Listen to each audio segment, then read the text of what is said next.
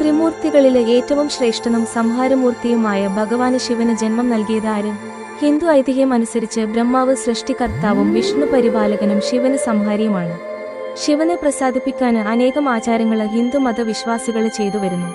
ക്ഷിപ്രപ്രസാദിയായ ശിവന് ക്ഷിപ്രകോപിയുമാണ്. പുലിത്തോലും ഗജവീരന്മാരുടെ തോലും വസ്ത്രമായി ധരിക്കുന്ന അദ്ദേഹം കഴുത്തില് കരിനാഗങ്ങളെ അണിഞ്ഞിരിക്കുന്നു എന്ന് വിശ്വസിക്കുന്നു. തിരുനെറ്റിയില് മൂന്നാമത് ഒരു നേത്രം കൂടിയുള്ള ഭഗവാന് ശിവന് ആ നേത്രം തുറന്നാല് മുന്നിലുള്ളതത്രയും ഭസ്മമായി തീരും എന്നും കരുതപ്പെടുന്നു. ശിവന്റെ ജനനത്തിനു പിന്നില് രസാവഹമായ ഒരു കഥ ഉള്ളതായി ഹിന്ദുക്കള് കരുതി പോരുന്നു. അതിങ്ങനെയാണ്. ഒരിക്കല് ബ്രഹ്മദേവനും വിഷ്ണുദേവനും തമ്മിൽ ഒരു തർക്കം നടക്കുകയായിരുന്നു. തങ്ങളില് ആരാണ് ഏറ്റവും ബലിഷ്ഠനും ഉഗ്രപ്രതാപിയും എന്നതായിരുന്നു തർക്ക വിഷയം.